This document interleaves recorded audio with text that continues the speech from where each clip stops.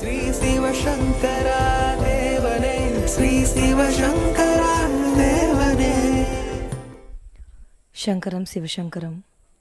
Question from Govindan sir. போர்க்களத்தில் எங்களுக்கு ஆதரவாக விதுரனை நிறுத்தி இருந்தால் உன்னால் என்ன செய்திருக்க முடியும் என்று துரியோதனன் குருக்ஷேத்திர யுத்த களத்தில் பகவான் கிருஷ்ணரை பார்த்து கேட்ட கேள்விக்கு, அப்படி ஒன்று நடந்திருக்குமானால் நானே ஆயுதம் ஏந்தி போர்க்களத்தில் குதித்திருப்பேன் என்று பகவான் கிருஷ்ணர் பதில் கூறியிருக்கிறார். குருக்ஷேத்திர யுத்த களத்தில் எந்த நிலைமையிலும் நான் ஆயுதம் ஏந்தவே மாட்டேன் என்ற சபதத்தோடு போர்க்களம் வந்த பகவான் கிருஷ்ணரே விதுரனுக்காக ஆயுதம் ஏந்தி போராட வேண்டிய நிலைமை வருகிறதென்றால் பீஷ்மர் போன்ற மகாரதர்களை விட விதுரன் அவ்வளவு பலசாலியா அல்லது பகவான் கிருஷ்ணருக்கு இணையான தெய்வாம்சம் பொருந்தியவரா? அப்படிலாம் ஒன்றும் கிடையாது.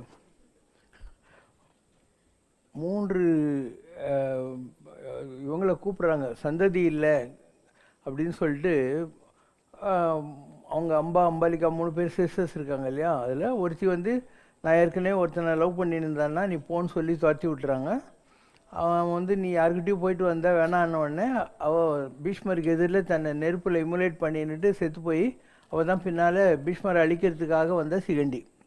ஸோ இந்த தூதுவரா கிருஷ்ண பரமாத்மா வருகிற போது துரியோதனன் சொல்கிறான் எங்கள் அரண்மனையில் வந்து சாப்பிடுன்னு. அப்போ விதுரன் வந்து கிருஷ்ணா உன் குடிசைக்கு வந்துடுறியா அப்படின்னு கேட்ட உடனே கிருஷ்ணன் என்ன பண்ணுறாரு, விதுரனுடைய வீட்டுக்குள்ளே போய் அங்கே சாப்பிட்றாரு. உடனே துரியோதனுக்கு கோவம் வந்துடுச்சு. நான் கூப்பிட்டு வரலன்னு சொன்னேன்னு கிருஷ்ணன் உங்கள் வீட்டுக்கு வந்தான்னா நீங்கள் 2 பேரும் எங்களுக்கு எதிராக ஏதோ சதி ஆலோசனை பண்ணியிருக்கீங்க அப்படின்னு சொல்கிறாரு. அப்போது கிருஷ்ணர் விதுரனை வந்தார். ஏன்னா விதுரன்கிட்ட பிரம்மா கிட்ட வாங்கினா அஸ்திரம் இருந்தது, பிரம்மாஸ்திரம். அது யாராலையும் அழிக்க முடியாது. பிரம்மாஸ்திரம் 2-3 பேர்கிட்ட தான் இருக்கும் அந்த காலத்துல எல்லாம். அதனால் கிருஷ்ணர் இதுதான் சான்ஸ்ன்னு சொல்லி, விதுரா துரியோதனை ஏதோ முட்டாள் அப்படி தான் சொல்லுவான், அதுக்காக நீ அந்த பிரம்மாஸ்திரத்தை முடிச்சிடக்கூடாது அப்படின்றார். அவன் இவனுக்கு இதுதான் கரெக்டான பனிஷ்மெண்ட்டுன்னு பிரம்மாஸ்திரத்தை முடிச்சிட்டான். அதனால் இந்த பிரம்மாஸ்திரம் என்பது விதுரனுக்கும் பயன்படலை, கௌரவாதிகளுக்கும் பயன்படலை, கிருஷ்ணருக்கும் பயன்படலை. இது வரைக்கும் உங்களுக்கு புரிஞ்சிச்சா? அந்த மாதிரி நாமெல்லாம் இருக்கோம். நம்மெல்லாம் வந்து பிரம்மாஸ்திரம் தான், பிரம்மன் படைத்த ஒரு அஸ்திரம். நம்ம இந்த உலகத்தில் இருக்கிற எல்லா மனிதர்களும் நாம் கடவுளுக்கும் யூஸ் ஆக மாட்டேன்றோம், நமக்கும் யூஸ் ஆக மாட்டேன்றோம்.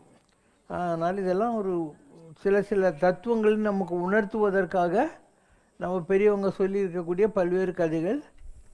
Question from Bhaskaran. How to keep ourselves self-motivated, positive all the time? நம்மக்கிட்ட ஒரு இன்ஃபீரியாரிட்டி காம்ப்ளெக்ஸ் இருக்குது. உலகத்தில் இருக்கிற நம்ம எல்லார்கிட்டையும் ஒரு தாழ்வு மனப்பான்மை. we always compare with others and அவங்களோட நம்ம கம்பேர் பண்ணி நம்ம எதுக்கும் உதவலை அப்படிங்கிற மாதிரி நம்மளை பற்றி ஒரு இது இருக்கும், தாழ்வு மனப்பான்மையில் இருக்கிறோம். அந்த தாழ்வு மனப்பான்மை leads you to self pity. Self பிட்டின்னா என்ன? தனக்கு தானே பரிதாபப்பட்டுக்கிறது. இந்த மாதிரியான சில குணங்களுக்கு நாம் தான் காரணம். No one puts a funnel in your head and makes you feel inferior, it's for you. இது ஒரு பிரச்சனை, ஜனங்கிட்ட ரொம்ப பிரச்சனை. 2 விதமாக இருக்காங்க. ஒன்று, நம்மக்கிட்ட இருக்கிற மெரிட்ஸ் எல்லாம் தெரியாமல் நம்மளை நாமளே தாழ்த்தி கொண்டு வாழ்கிறவர்கள். இன்னும் ஒரு குரூப் என்னென்னா, அவங்ககிட்ட சரக்கே இருக்காது, ஆனால் அவங்கள பற்றி ரொம்ப எக்ஸால்ட்டடாக யோசனை பண்ணிட்டு இந்த உலகத்தில் வாழ்கிறவங்க. இந்த 2 விதமான ஆளுங்களும் இருப்பாங்க. அதனால் இதெல்லாம் வந்து பர்சனாலிட்டி கல்ட்டே தவிர இதுக்கும் இந்த உலகியல் நீதிகளுக்கும் ஒன்றும் கனெக்ஷனே கிடையாது. So it's a question of your own.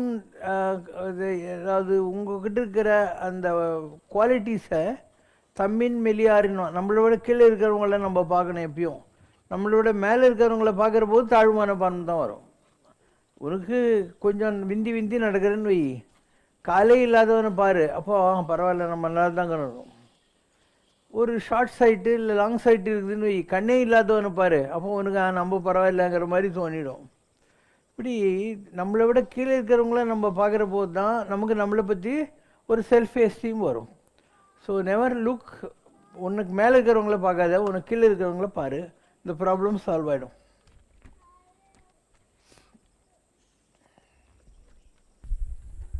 Question from Sainathan Sivashankar. History repeats என்று கூறுவார்கள். எத்தனையோ சதுர்யுகங்களில் எத்தனையோ ராமர் மற்றும் கிருஷ்ணர் வந்திருக்கிறார்கள் என்று கூறியுள்ளீர்கள். அதுபோல ஒவ்வொரு கலியுகத்திலும் தங்களை போன்ற சிவசங்கர் பாபா வந்திருக்கிறாரா? ஒவ்வொரு யுகத்துக்கும் வருவாங்க. நீங்கள் பார்க்குற ரமணர், ராமகிருஷ்ண பரமஹம்சர், இந்த மாதிரி மகான்கள்லாம் 100 வருஷத்துக்கு ஒருக்கா வருவாங்க. தேர் ஆல் கிரேட், பட் அவங்க 100 வருஷத்துக்கு ஒருக்கா வருவாங்க. 1000 வருஷத்துக்கு ஒருத்தர் வர்றாரு இல்லையா, அவரும் ரொம்ப பெரிய நிலை. ஒரு ராமர், ஒரு கிருஷ்ணர், அந்த மாதிரி இருக்கிறவங்க அதை விட பெரிய நிலை. இந்த 100 வருஷத்துக்கு வர்றவங்களோட அவங்க தான் பெரியவங்க.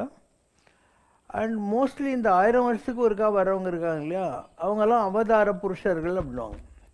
அவதாரம் அப்படி என்றால் ஒரு superior energy descends from the sky into human கண்டெய்னர்னு அர்த்தம். ஒரு மனிதனுடைய கண்டெய்னருக்குள்ளே ஒரு உயர்ந்த இறை ஆற்றல் இறங்கி வருகிறதுன்னு அர்த்தம். இப்போ நம்ம பார்க்குற நரசிம்மர், ராமர், கிருஷ்ணர், இயேசு, புத்தர், இந்த மாதிரி இருக்கிறவங்கெல்லாம் அவதார புருஷர்கள். Directly the divine energy is occupying their bodies. So in a way they are better than Ramakrishna, Ramana Maharishi and such characters. இது ஒரு வித்தியாசமாக ஏதோ ஒரு தாழ்வுன்னு நீங்கள் நினைக்க தேவையில்லை. முதல்ல 100 வருஷத்துக்கு ஒருக்கா வந்து you have to prove that you are a performer. ஒரு ஆஃபீஸ் இருக்குது, அதில் நீ நல்லா வேலை செஞ்சால் தானே ஒரு பெர்ஃபார்மன்ஸ் அப்ரைசல் பண்ணி உனக்கு ப்ரமோஷன், இன்க்ரிமெண்ட்டு ஏதாவது கொடுப்பாங்க. அந்த மாதிரி இந்த 100 வருஷத்துக்கு வருகிற ஒரு பிறவி என்பது ஒன்றை பெர்ஃபார்மன்ஸ் அப்ரைசல் பண்ணுறதுக்காக. அதில் யார் ரொம்ப அழகாக நேர்த்தியாக வெற்றி பெற்று விட்டார்களோ அவங்களுக்கு அவதார புருஷனாக இருக்கக்கூடிய ஒரு வாய்ப்பு கிடைக்கிறது. அந்த அந்த நிலைகளை அடைவது என்பது இதிலெல்லாம் பாஸ் ஆகி வரணும். So you have to use the opportunities which are given to you. உனக்கு ஒரு ஆஃபீஸில் ஒரு கிளர்க்கு வேலை கொடுக்குறாங்க, நல்லா சேர்ந்தா head clerk, superintendent, manager, general manager, you can even become a director in the company provided you have a steadfast loyalty to the organization and your performance is very predictive for the organization's growth. அப்படின் தான் you can grow, there is no problem. நிறைய பேர் செய்கிற தப்பு என்னென்னா, ஒரு வேலைக்கு போய் சேர்ந்த உடனே அடுத்த வேலைக்கு தேட ஆரம்பிச்சிடுவாங்க. அப்போ இங்கேயும் உருப்பிட மாட்டான், அங்கேயும் உருப்பிட மாட்டான் இல்லையா. ஒரு அரைக்கணரெலாம் தாண்டக்கூடாது. லாங் ஜம்ப் மாதிரி தான் லைஃப். ஒன்றா ஓடிடணும், உனக்கு ப்ரைஸ் கிடைக்கும். நடுவில் யோசனை பண்ணியானாக்கா 4 அடி தான் குதிப்பேன், 20 அடி குதிக்க மாட்டேன்.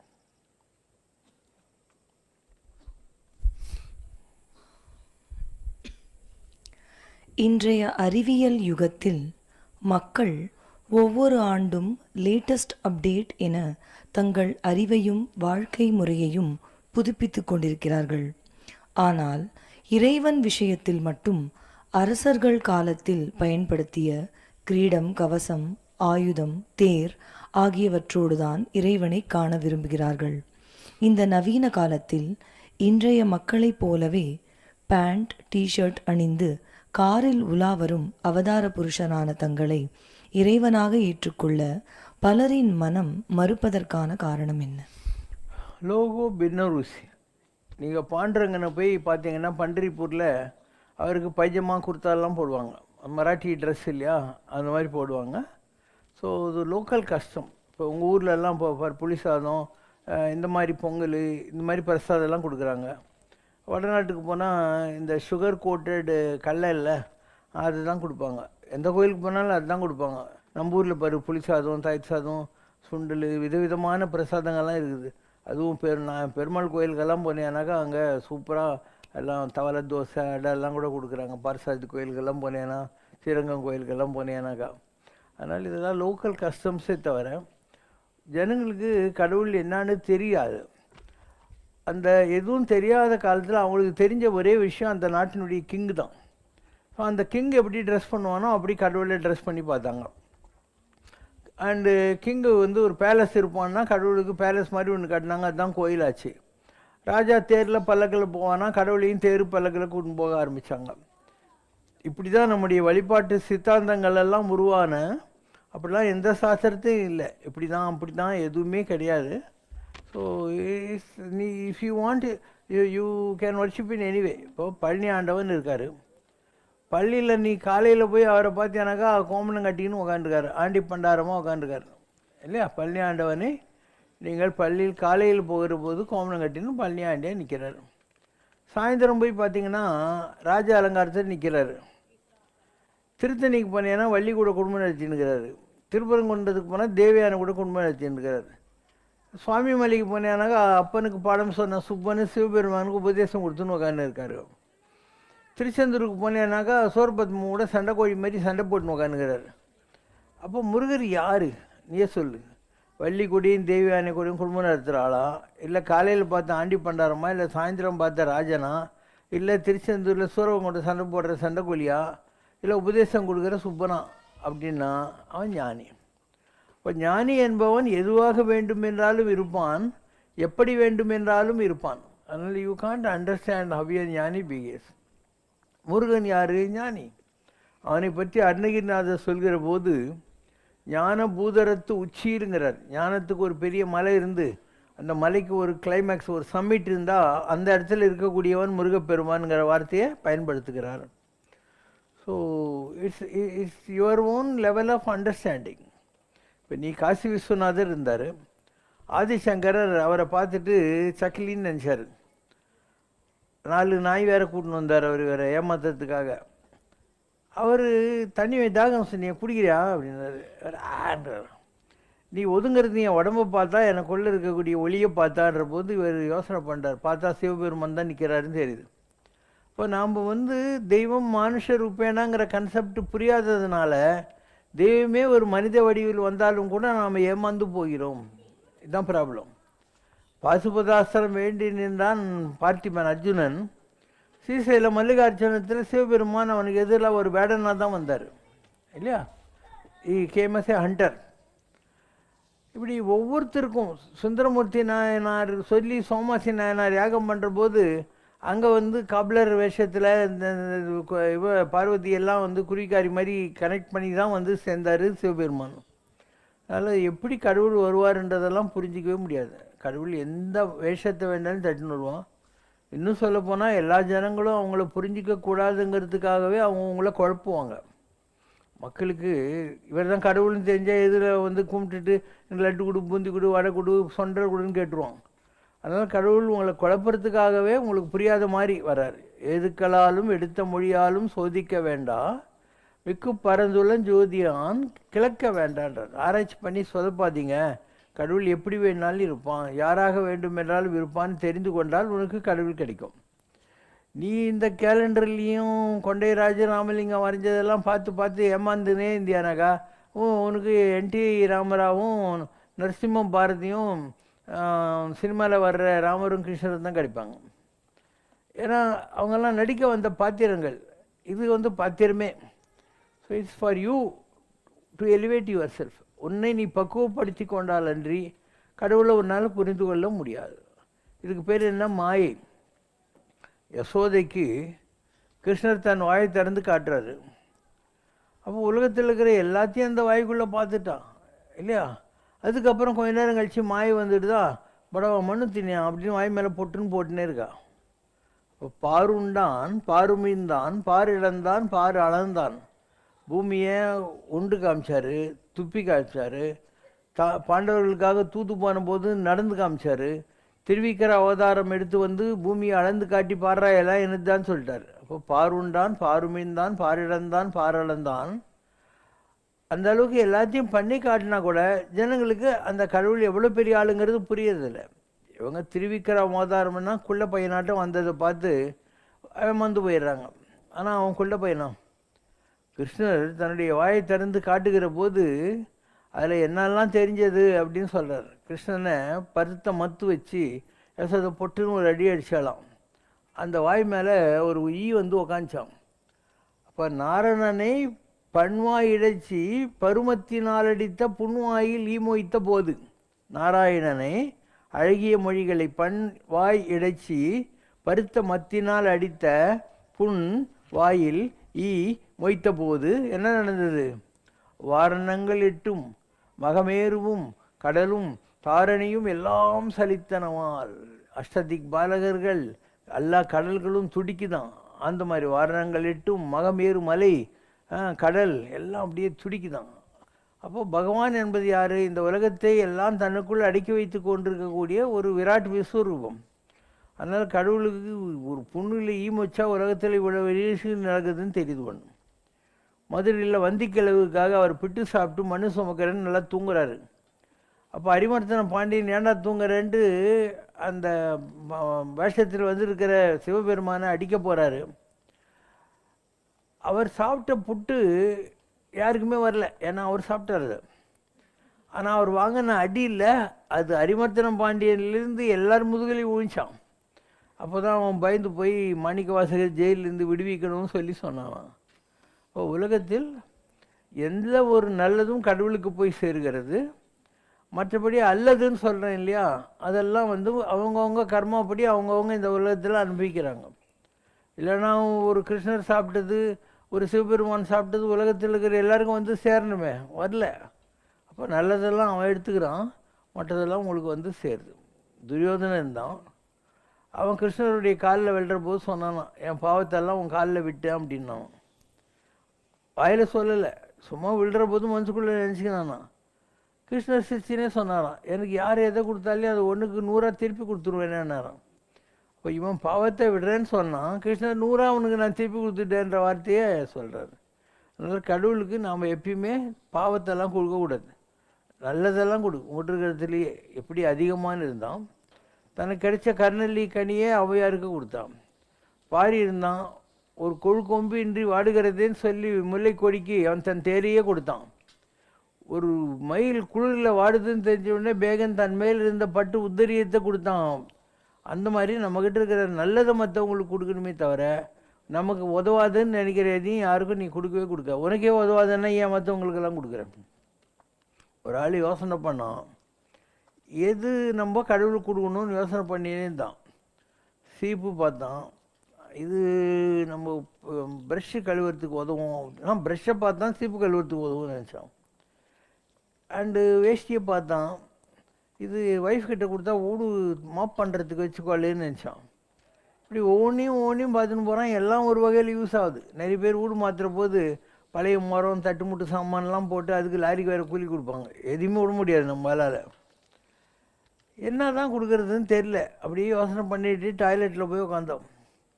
அப்போ அந்த டாய்லெட் ஷீட் வருதுல்ல, அதை பார்த்த உடனே இதுதான் நமக்கு உதவாத விஷயம், இதை கொடுத்துடலாமா அப்படின்னு நினச்சானான். உடனே கமோடுக்குள்ளேருந்து டாய்லெட் ஷீட் சிரிச்சிச்சான். ஏன்னா சிரிக்கிறீ அப்படின்னானா. 8 மணி நேரத்துக்கு முன்னால் நான் அரிசி, பால், முந்திரி பருப்பு, திராட்சை, ஏலக்காயெல்லாம் போட்டு சக்கரை பொங்கலாக கபகமானு வாய்க்குள்ளே போனேன். வாய்க்குள்ளே போன பாவம் நான் இந்தமாரி கீழே உழுந்து கிடக்கிறேன், என்ன உதவக்காரன்னு சொன்னியா அப்படின்னா. அப்போ தான் எனக்கு புத்தி வந்துச்சேன், இந்த உலகத்திலே உதவாத விஷயம் நான் தான் அப்படின்னு சொல்லி பகவான்கிட்ட என்ன நீ எடுத்துக்கோ, ஏன்னா உலகத்தில் இருக்கிறதுல எதுக்கும் உதவாத ஒரே விஷயமா நான் தான் இருக்கேன் அப்படின்னு புரிஞ்சுக்கிட்டான்னுவாங்க. அதனால் இந்த உலகத்தில் மனுஷன்தான் உதவ மாட்டேங்கிறான். இந்த உலகத்தில் மழைக்குது, எவ்வளோ அழகாக எல்லாருக்கும் யூஸ் ஆகுது. காற்று இருக்குது, நம்ம மூக்குக்குள்ளெல்லாம் போயிட்டு வந்துட்டுருக்குது.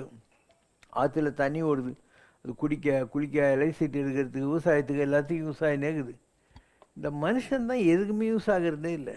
மனுஷங்கிட்ட என்ன ஆகுது? ஒன்றுமே இல்லை. தலையில் பேர் ஈறு, கண்ணில் புசுல், மூக்கில் சளி, வாயில் கப்பு, காதில் குளுமி, உடம்புல நீ டாய்லெட்டுக்கு போகிற வரைக்கும் மலம் ஊற்றுறோம். இவ்வளோ தானே நீ வச்சுன்னுக்கிற. அப்போ உலகத்தில் தனக்காக கார்மேகம் பொழியவில்லை, தனக்காக சோழ நதி பாயவில்லை, தனக்காக மென்காற்று வீசவில்லை, மனிதன் மட்டும் தனக்காக வாழ்கின்றான். உலகத்திலே எல்லாரை விட அறிவோடு படைக்கப்பட்ட மனிதன் தான் ரொம்ப சுயநலம் பிடிச்சவன். எனது பிள்ளை எனது பெண்டு என்று சொல்லுகிற சிறியதொரு கடுகு உள்ளம்ன்றார் பாரதிதாசன். எப்போ பாரு என் பொண்டாட்டி 4 செவத்துக்குள்ளே இருக்கிற ரிலேஷன்ஷிப் தான் இவன் மதிக்கிறான். அதுலேயும் நிறைய பேர் அடிச்சுன்னு சாப்பிட்றாங்க. 4 செவத்துக்குள்ளேயே நம்ம நிம்மதியாக இருக்க முடியல இவங்களெல்லாம். இப்போ அறிவை கடவுள் இவனுக்கு கொடுத்து என்ன பிரயோஜனம் இல்லையா? எங்கேயோ அண்டார்டிகாலேயும் ஆப்பிரிக்காலேயும் இருக்கிற பறவைகள் அப்படியே பறந்து வருது 20,000 மைல். வேடந்தாங்கல்லையும் அங்கேயும் இங்கேயும் நல்லா இனப்பெருக்கம் செஞ்சுட்டு அது பாட்டிக்கு 20,000 மைல் அப்படியே பறந்து போயிடுது. அவ்வளோ டைனமிக்ஸ் வச்சுருக்காது. முதல்ல பறக்கிற பறவைங்க பின்னால் வந்துடும், பின்னால் இருக்கிறது முன்னால் போகும். இப்படி காற்று குச்சினே போதுங்களாம் அதுக்கெல்லாம். இவ்வளோ அறிவு இருக்குது. ஆனால் மனுஷனுக்கு ஏதோ ஒரு பாட்டு வரும், வானத்தை படைத்தான் அது கண்டான் மனிதன் உருப்படவில்லை மனிதன் மாறவில்லை. இந்த நாள் வரை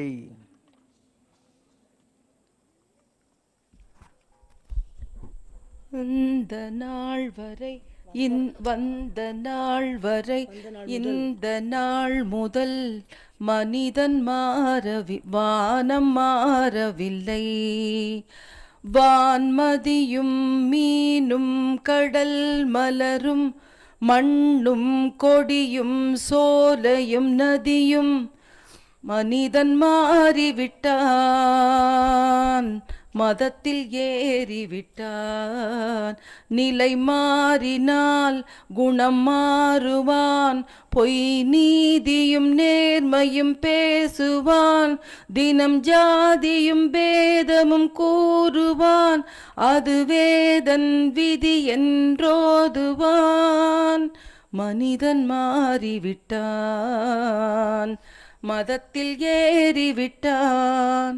பறவையை கண்டான். இருப்பது மொத்தம் 12 ராசிகளும் 27 நட்சத்திரங்களும் மட்டுமே.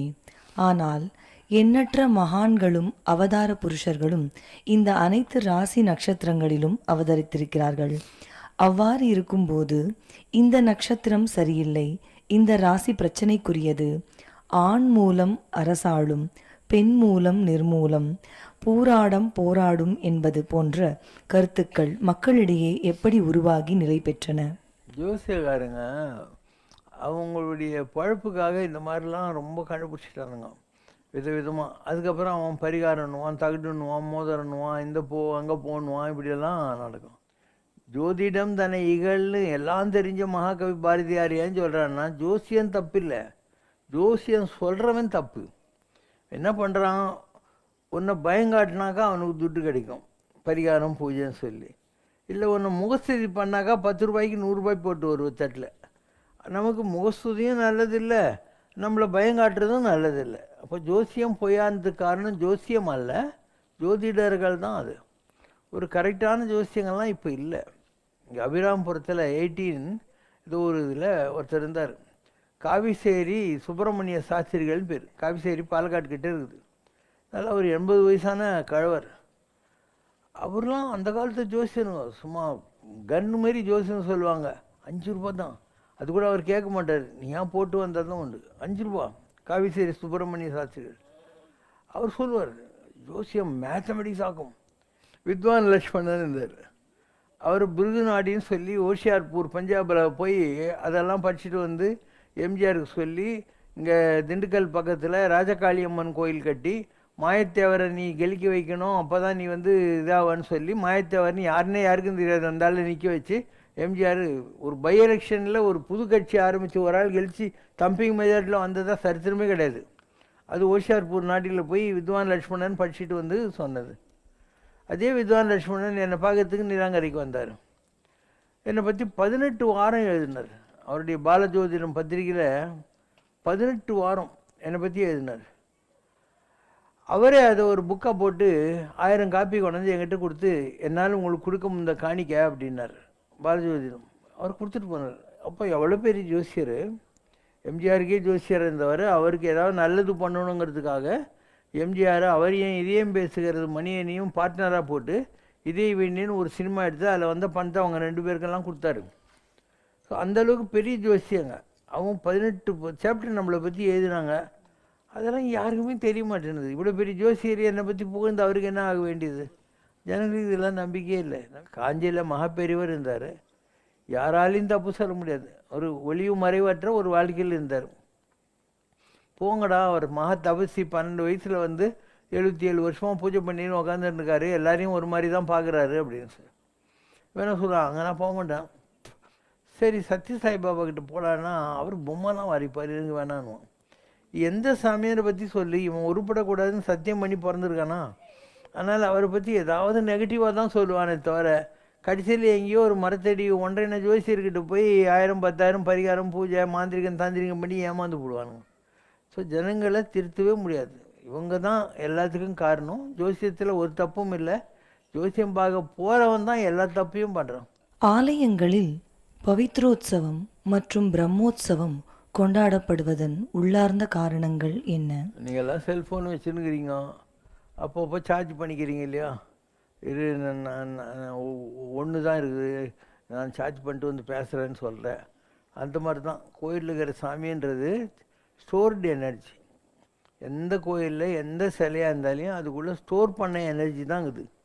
ஜனங்க போய் கும்பிடுற போது என்ன ஆகுதுன்னா, அந்த எனர்ஜி இவங்கெல்லாம் வாங்கிக்கிறாங்க இல்லையா, froze from higher level to lower level. அப்போது முக்கால்வாசி ஜனங்கக்கிட்ட லோவர் லெவல் தான் எனர்ஜி இருக்கும். அதனால் அங்கே போகிற போது அங்கே இருக்கிற எனர்ஜி இவங்களுக்கு வர்றதுனால தான் இவங்க ஏதோ ஒரு வகையில் யூஸ் பண்ணுறாங்க. அந்த எனர்ஜி கூட எங்கேருந்து வருது? ஒரு கும்பாபிஷேகம் பண்ணி அந்த கலசத்து வழியாக அந்த எனர்ஜியை அந்த கும்பத்துலேருந்து நேராக சாமி சிலை இருக்கும் அங்கே மாற்றி வைப்பாங்க. ஸோ நீங்கள் போய் வாங்க வாங்க வாங்க அது குறைஞ்சிக்கினே வரும். அதனால் என்ன பண்ணுவோம், டெய்லி யாகெல்லாம் வளர்த்து கும்பம் வச்சு அந்த தண்ணி கொண்டு போய் திருமஞ்சனம்னு சொல்லி சாமிக்கு திருப்பி திருப்பி பண்ணிக்கினே இருப்பாங்க. சாமிக்கும் தேவைகள் இருக்குது, அதனால் அவருக்கு இந்த பிரசாதம்லாம் கொண்டு போய் வைக்கிறது இதெல்லாம் பண்ணிக்கிட்டே இருப்பாங்க. இப்படி பண்ணிகிட்டே இருந்தாலையும் அந்த எனர்ஜிக்கு வந்து லிமிட்டேஷன் 12 வருஷம்தான். நீ என்ன தான் டெய்லி பூஜை பண்ணாலையும் வருஷத்துக்கு ஒருக்கா வந்து இவங்க சொல்கிற மாதிரி பவித்ரோத்சவம் எல்லாம் பண்ணால் கூட 12 வருஷத்துக்கு மேலே தாங்காது. அதனால் திருப்பியும் 12 வருஷம் ஆனோடனே அதுக்கு கடஸ்தாபனமெல்லாம் பண்ணி திருப்பியும் கொண்டு போய் அதை சார்ஜ் பண்ணணும். அதை விட பவர்ஃபுல்ன்றது மகான்கள் தான். ஒரு சிட்டி பாபா, ராகவேந்திரர், பரமாச்சாரி, அது மாதிரி எவ்வளவோ பேர் உலகத்தில் நடமாடும் கோயில்கள்னு பேர் வரும். அவங்க ஒரு ஆர்கானிக் எனர்ஜி, அவங்க மூச்சு விடுறாங்க. ஸோ அவங்க உடம்புல இருக்கிற எனர்ஜி எப்பயுமே லைவாக இருக்குது, கூடுறதில்லை குறையிறதில்லை. கூடும் வேணால் குறையாது. அவங்க எந்த கோயிலுக்கு போனாலையும் எவ்வளோ பூஜை பண்ணாலும் அவங்களுக்கு ஏறினே தான் இருக்கும்.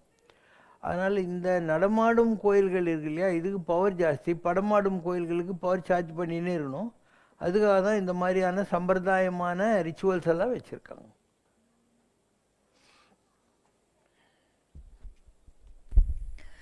இந்து தர்மத்தில் ஒரு வருடத்தில் கொண்டாடப்படும் சாரதா நவராத்திரி, சைத்ர நவராத்திரி, ஆஷாட நவராத்திரி மற்றும் மாக நவராத்திரி ஆகிய 4 வகையான தேவி நவராத்திரிகள் பற்றி கூறவும், அவற்றில் பிரகட மற்றும் குப்த நவராத்திரிகள் என எவை வகைப்படுத்தப்படுகின்றன?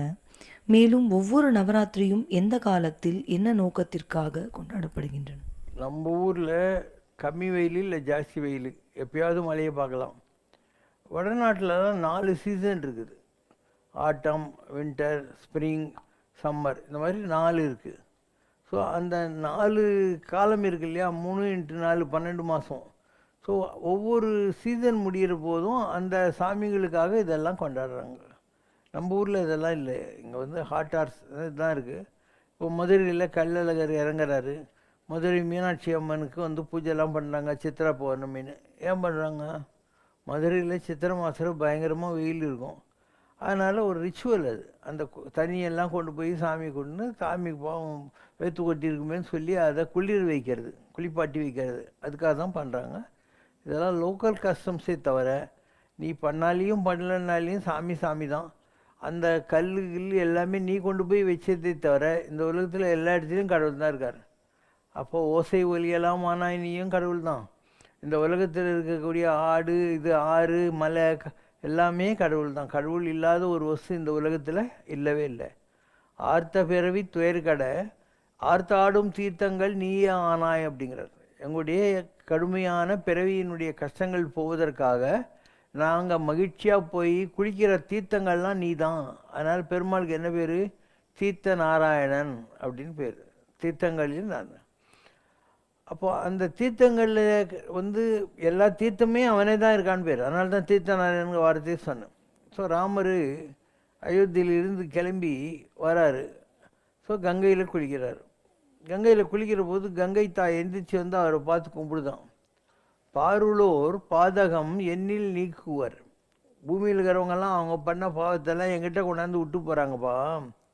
யாரும் அந்த தெற்று ஒன்னில் நீக்கினன் உய்ந்தனன் என்றாள்.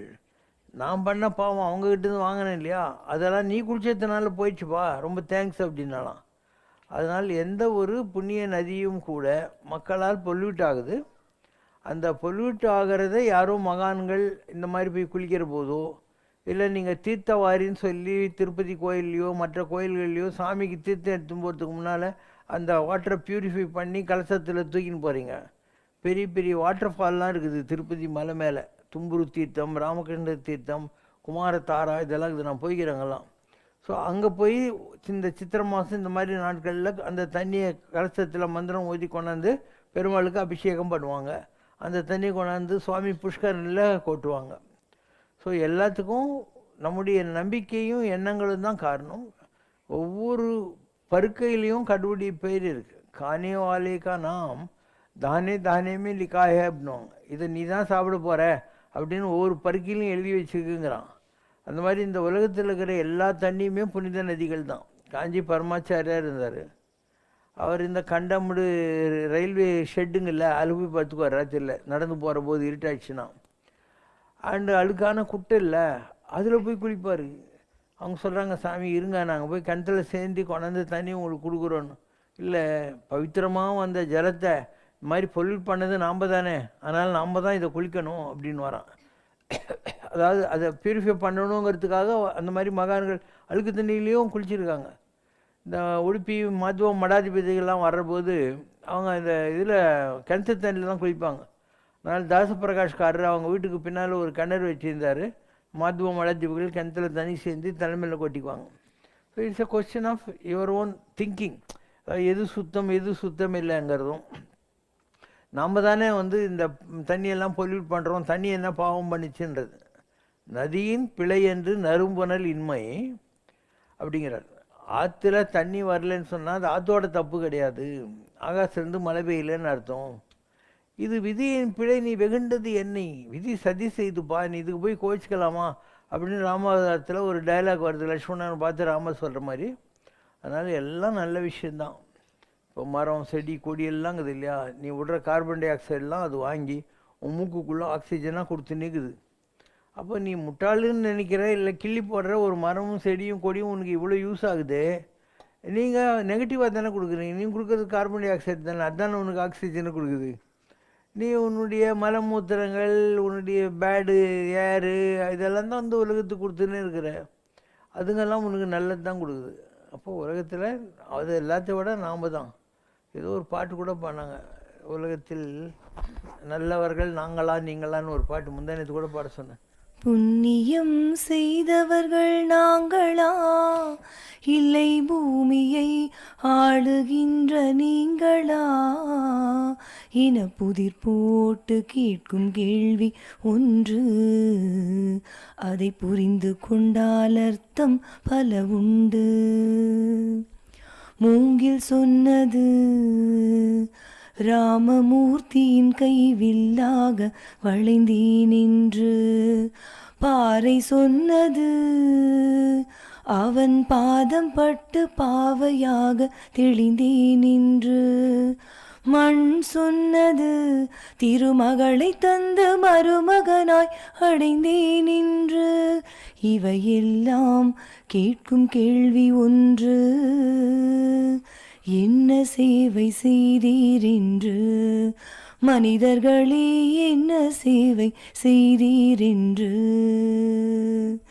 படகு சொன்னது அந்த பகவானை கரை சேர்த்தது தான் என்று.